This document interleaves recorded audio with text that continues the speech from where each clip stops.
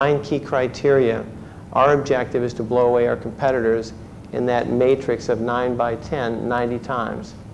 And you know, typically last year when we looked at it quarterly, we would beat our competitors 87 out of those 90 cells. So that's the way you brand a retailer, at least a retailer like ourselves. Now we've taken our game to another level, and we carry private label products in our stores. If I could have the next slide, 74. We introduced in 1993 a premium line of private label product. I think if you were to go back in time, let's say 20 years ago, private label was viewed as a second-class product. Maybe about 12 or 15 years ago, the quality of that product began to improve. In 1992, we introduced a premium line of private label product, and we call that product Select. And it is intended to be as good, if not better, than the best-selling national brand.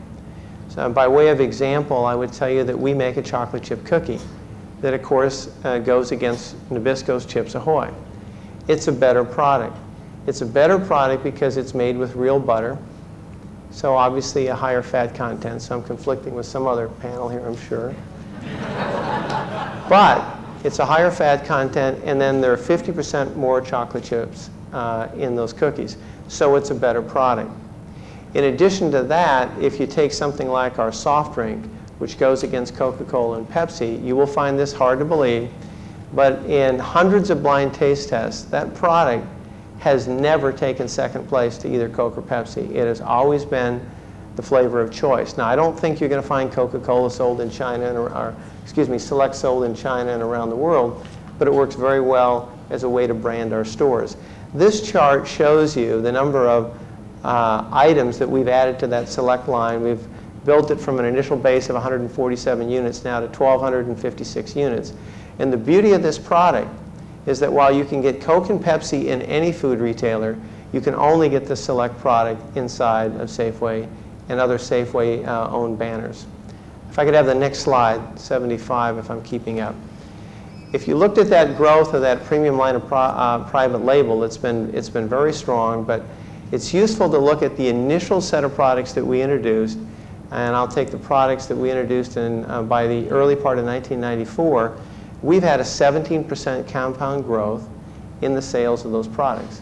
So we've had a much higher growth if I look at the entire Select line, but if I just freeze frame the products introduced by mid-1994, we've had a compound growth rate of about 17%. Again, products that you can only buy at Safeway. The next slide, please. This probably doesn't show as well. It might show well on the big screen, but on the small screen it doesn't show quite as well. This is an example of some of the products that we carry, and it indicates the kind of packaging. And if you get a chance to look at this packaging up close, I would argue that it's typically better than the national brand packaging product.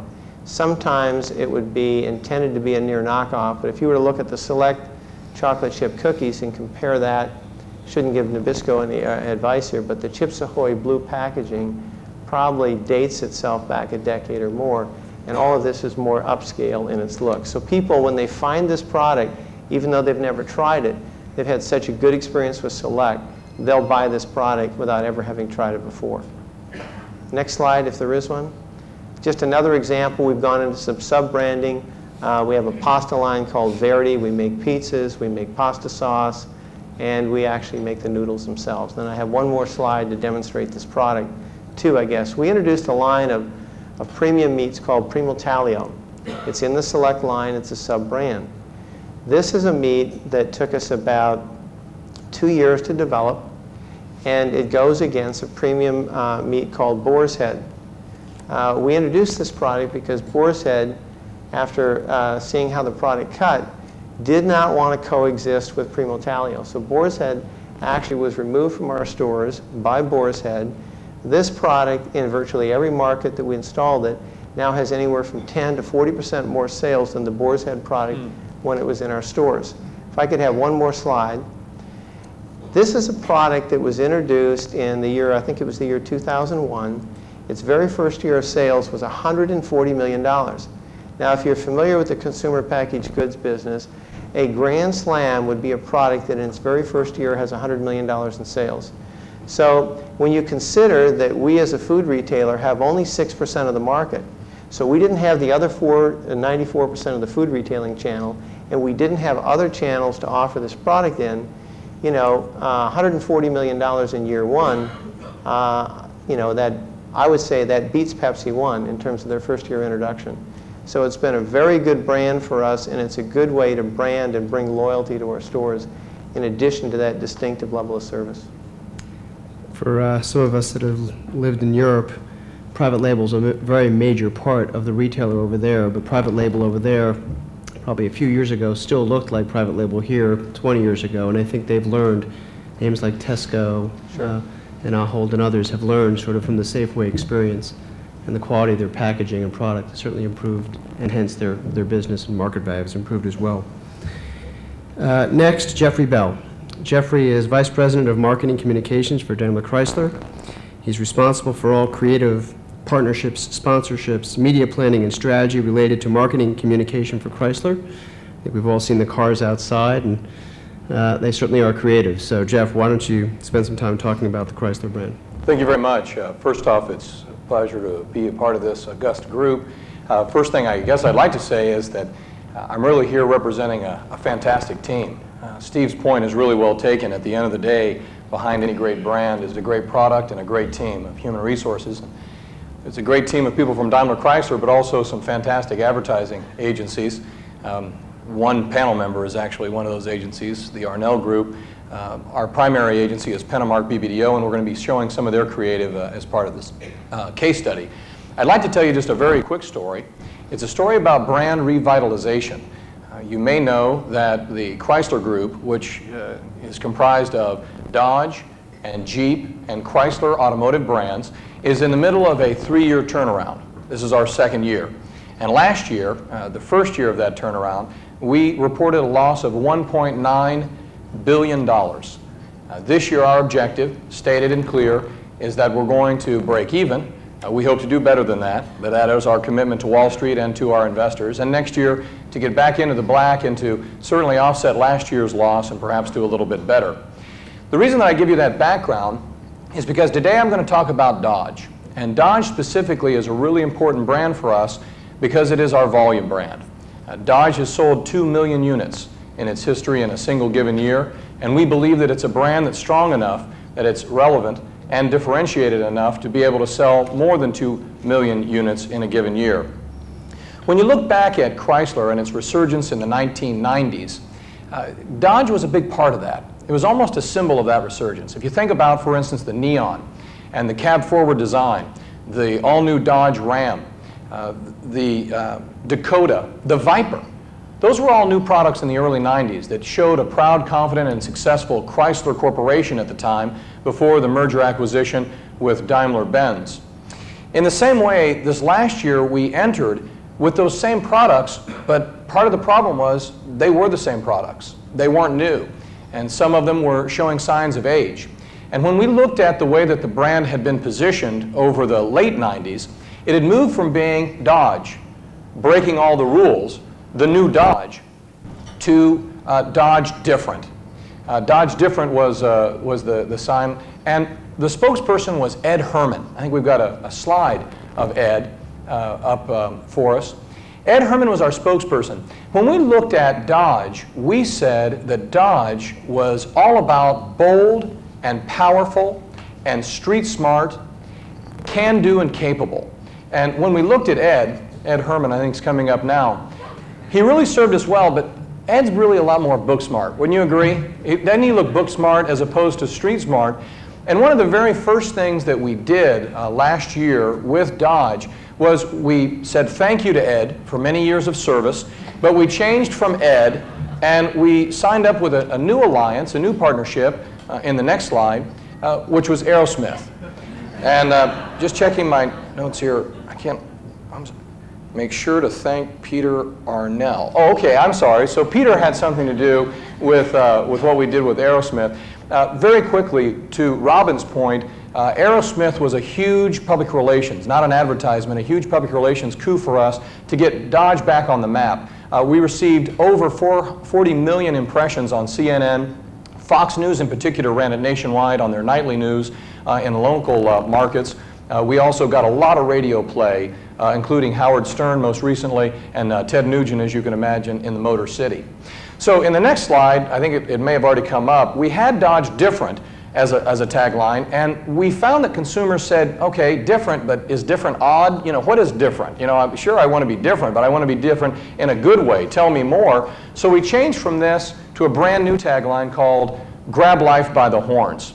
And Aerosmith was a big part of launching that new campaign. And here again, over 20 million radio mentions. Working with Clear Channel, we had a 10-second piece that went on basically gratis as part of our advertising relationship with them, just a mention by their disc jockeys of, have you heard, Dodge has changed to Grab Life by the Horns, and yes, there's this Aerosmith concert. As part of Aerosmith's concert, of course, we were there on site with vehicles like the ones you've seen here, banners in the back of the concert venues.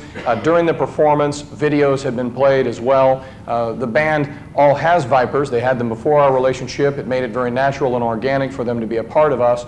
And we use them, as you'll see in one of the advertisements that we're going to show, in our advertising launch of the new Ram. And that's the critical piece. We did all of this as a precursor to the launch of the all-new, best-in-class Dodge Ram. We also knew that we had a new Stratus and Caravan to launch, and coming up later this year, an all-new Viper, as well as the full-size heavy-duty series for Ram. So on the back of all those things, we did a couple of new things, like this next slide, which shows an advertisement for the new Viper. As you can see, we think we know how to do bold and powerful, can-do, capable, and full of life. A real street-smart kind of attitude.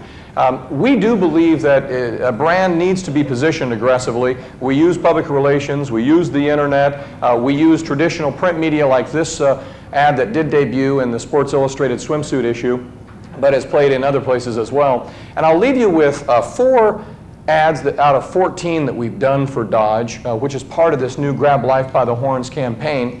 And the 3 guiding principles for advertising and marketing that you'll hear from Jim Schreier perhaps tomorrow morning, that he gave to us and that we live by, is number 1, make sure you cut through the clutter. Make sure that you're talked about. Make sure that you create some buzz. That first factor, that buzz factor. The second thing that we always like to do is make sure that we've got a product bragging right, a why buy, in the advertisement that we bring forward. And that's because the combination of those two, getting noticed and having a strong product, brings pride. Pride for our existing owners and aspiration for those that are not yet a Dodge owner. So why don't we run these 4 clips real quickly, and then we'll turn it over to Peter.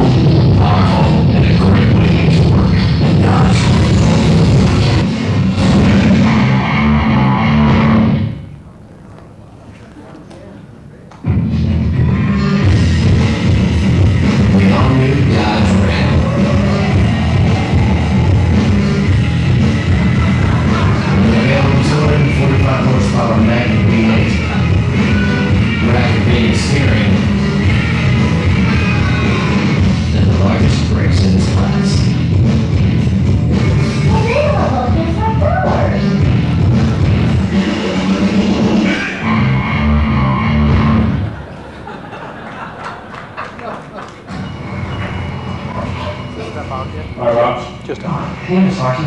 Liz will be down in a second. Hi. Nice caravan. Nice. I used to have a van.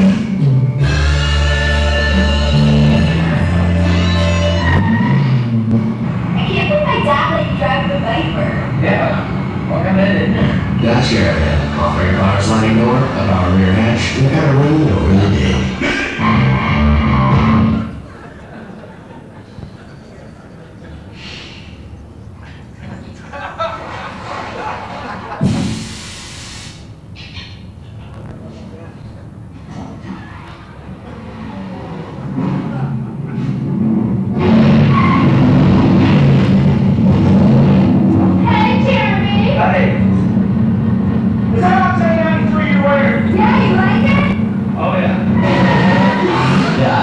Grab life by the horns.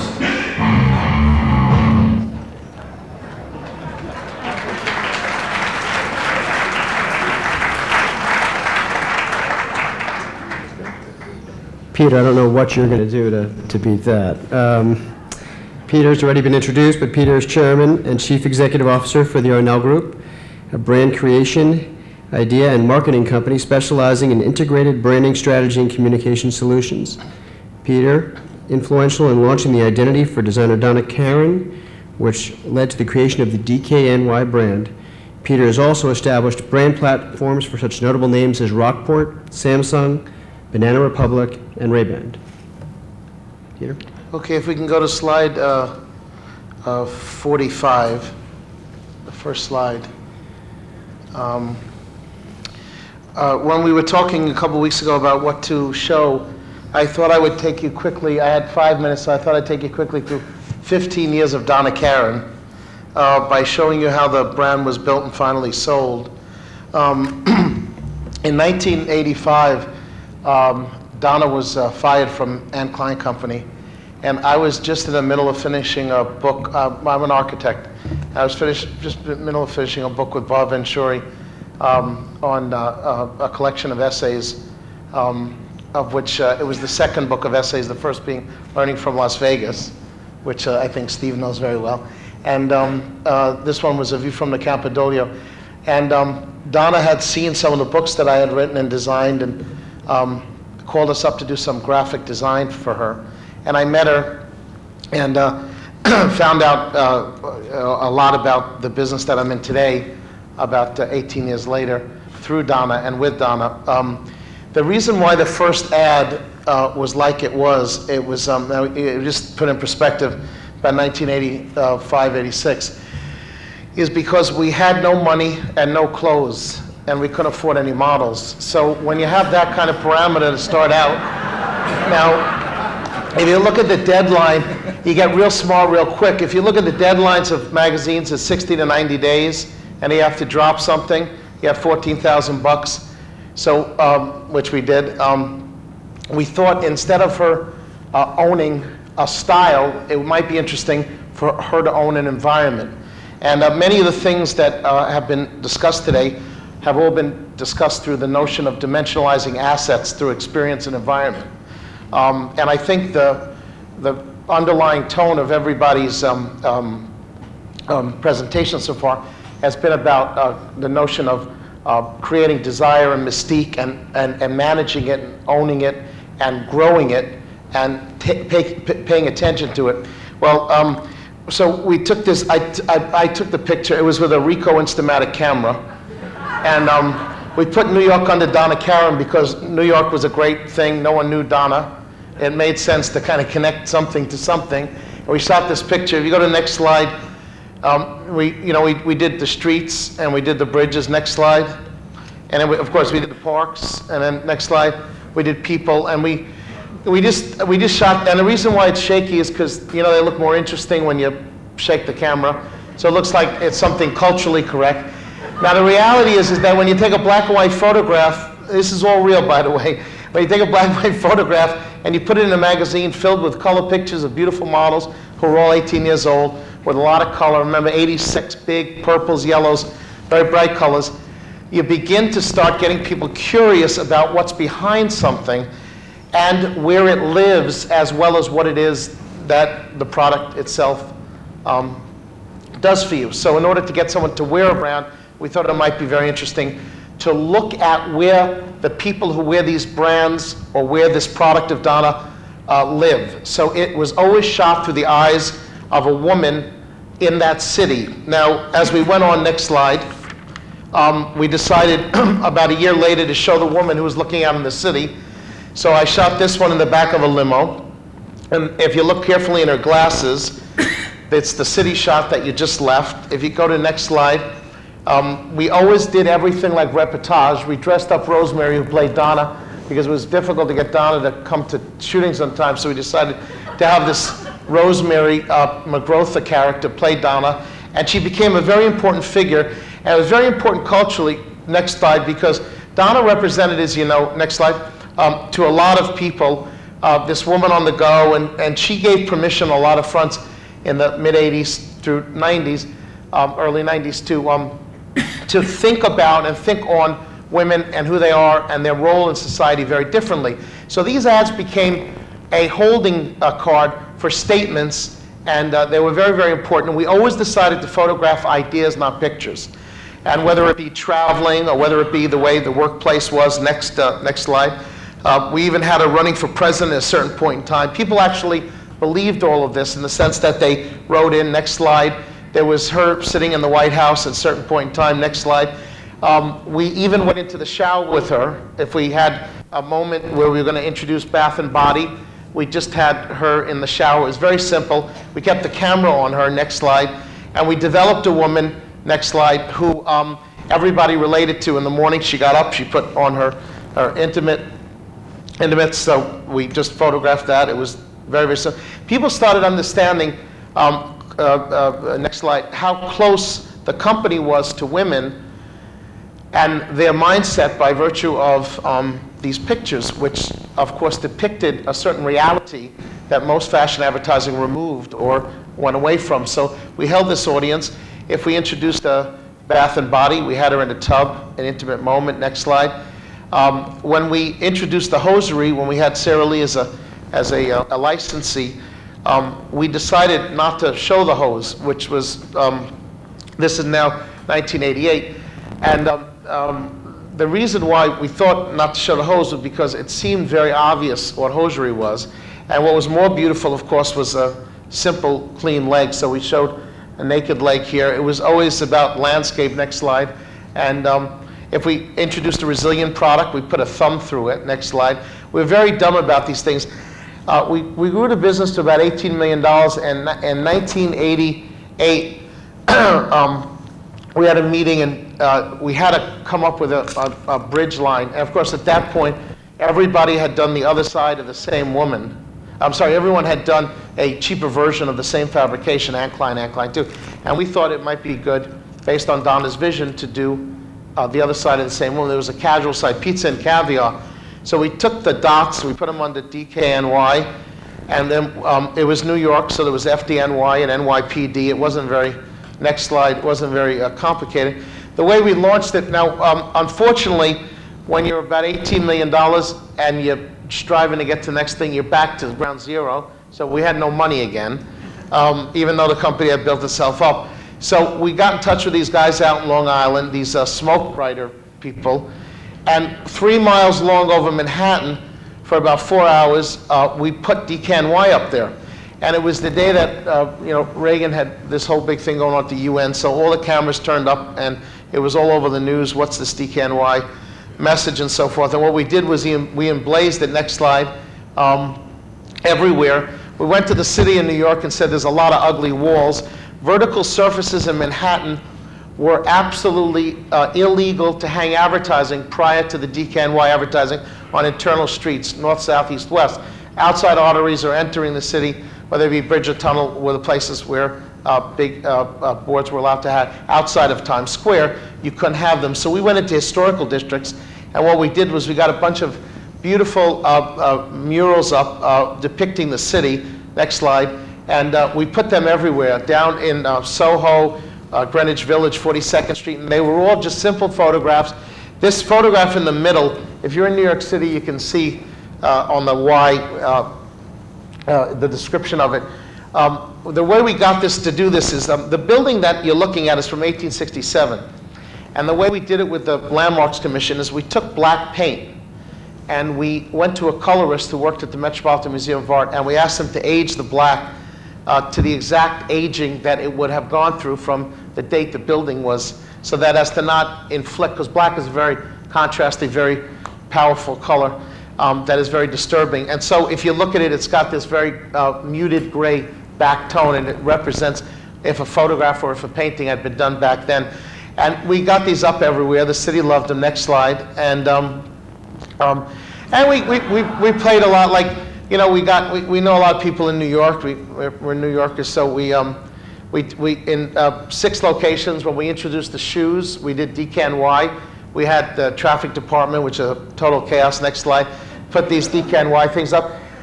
You know, New York is one of those places, it has 17,400 of these water things on the top of these towers, on the roofs, and 30% of Manhattan during the day, the working day, looks out on top of the roofs.